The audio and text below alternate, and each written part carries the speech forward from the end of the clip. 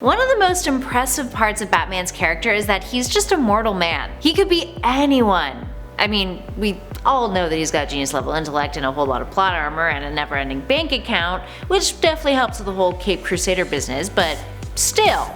You guys get the point. While this is one of his defining traits, the character has occasionally been given superpowers in a handful of instances, so today we are going to take a closer look at his past with our list of the top 10 times Batman got superpowers. Let's dive in.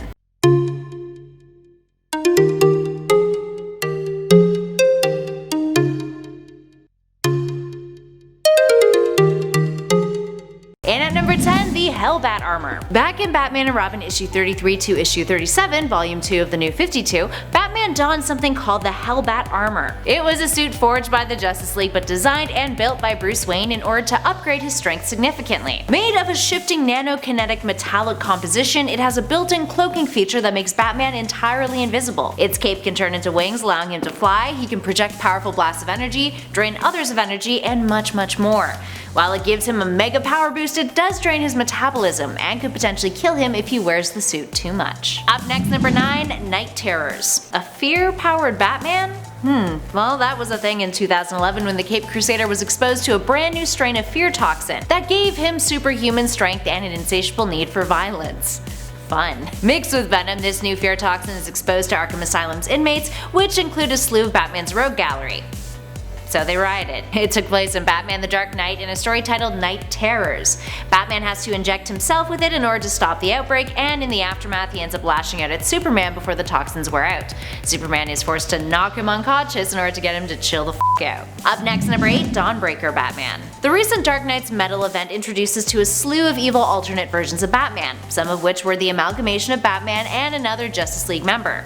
Case in point, the Dawnbreaker, a Bruce Wayne who hails from Earth-32 of the Dark Multiverse. His origin story has a young Bruce discovering a Green Lantern ring when his parents are gunned down in the alleyway. After Joe Chill shoots his parents, Bruce loses his shit and is filled with rage, which is so strong that it catches the attention of a Green Lantern ring, sensing his willpower. It enters his possession and Bruce overpowers its restrictions, making him a Green Lantern capable of murder.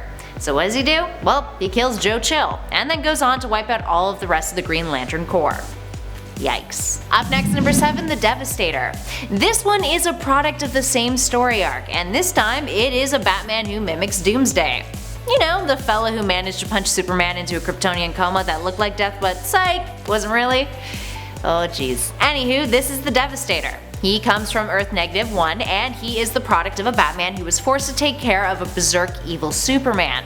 Now on Earth-1, Superman lost it and went on a killing rampage, murdering the Justice League, killing Lois Lane, and even completely obliterating Metropolis. Batman was the last hero remaining, and with a kryptonite spear in tow, his mission was to stop the nearly invincible Man of Steel. Superman was no easy match though. Using his heat vision, he chopped off Batman's arm, the one holding the spear, and then mocked him for it.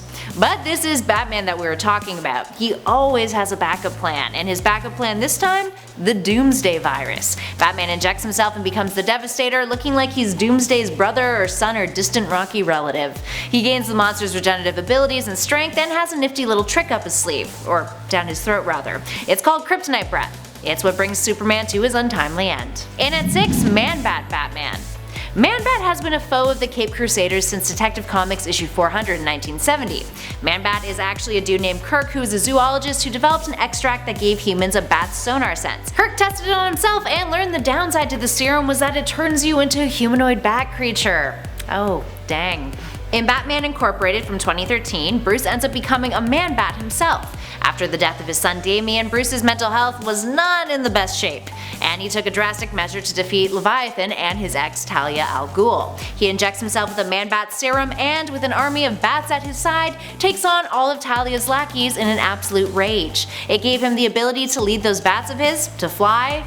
It gave him some intense looking claws and even echolocation abilities, although the serum does make one highly sensitive to extremely loud noises and bright lights. Moving on to number 5, the Drowned. Bryce Wayne is yet another product of the Dark Knight's Metal event. Hailing from the Dark Multiverse on Earth-11, Bryce is a female version of Bruce Wayne who was in a relationship with the male version of Selina Kyle, Sylvester Kyle. When Kyle is killed by metahumans, Bryce is enraged and completely loses it. In retaliation, she goes on a killing spree, systematically murdering murdering any and all metahumans that she can find. 18 months after her rampage, Aquawoman, the female Aquaman, reemerges from a self-imposed exile and ends up trying to make a truce with Bryce. Bryce does not trust her though, and Atlantis and the surface world engage in conflict.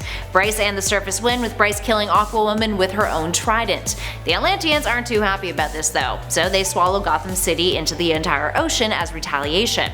So Bryce steps up her game. She gives herself biochemical augmentations via surgery, along with the ability to breathe underwater, heal faster, she bolsters her muscle, skeletal, and body tissue density, and ends up giving herself a darker version of hydrokinesis that lets her corrupt and command her foes, making them into ravenous sea beasts instead. Up next at 4, White Lantern Batman. In 2010's Brightest Day story arc, Batman finds himself acquiring a white power ring of life after Deadman, the supernatural hero, is tasked with delivering the ring to a person who can serve as the protector of Earth. Now he firmly believes that person is Batman. Spoilers, he's wrong. And while Bruce is like, I don't know man, Deadman forces it onto him. This ring gives Bruce a whole lot of powerful abilities. Now for starters, he learns the meaning of life, can see how everything in the world is connected, and the entity now speaks through him. Less of the there. It's a brief moment of power and Batman gives it up almost immediately. In at number 3, Red Death Batman. Hailing from the dark multiverse yet again, and this time from Earth -52, we have the Red Death, a version of Bruce Wayne that has been amalgamated with the Flash. Now the story behind this one is a little close to home for our prime Earth Batman. After years of fighting crime in Gotham, Earth -52 Batman has the terrible luck of losing all of his Robin sidekicks on the job. He becomes more extreme, putting more pressure on himself to stop crimes before they occur, hating himself for not being fast enough. Pushed to a breaking point, he seeks out the Flash and wants to use his access to the Speed Force, believing that he, Batman, is better suited to use it than the Scarlet Speedster is. Now when the Flash doesn't agree, Bruce kills off everyone in Flash's rogue gallery, steals their weapons, and then uses them against the Flash in a battle for his powers. He manages to defeat him, combines his Batmobile with the Cosmic Treadmill, and then drives it, and them, into the Speed Force, which amalgamates and merges the two of them. Forced to share a body with the Flash's consciousness, he now dons a new red suit, calling himself the Red Death, as he uses his Speed Force powers to kill off all of his own villains. Doesn't want another dead Robin. I mean, really, who does? Let's be honest. And at number 2, the Amazovirus Batman. In Justice League Volume 2, Issue 38, Batman is exposed to something called the Amazovirus. The virus is a synthetic plague created by Lex Luthor that is capable of mimicking metahuman abilities through the use of an artificial enzyme.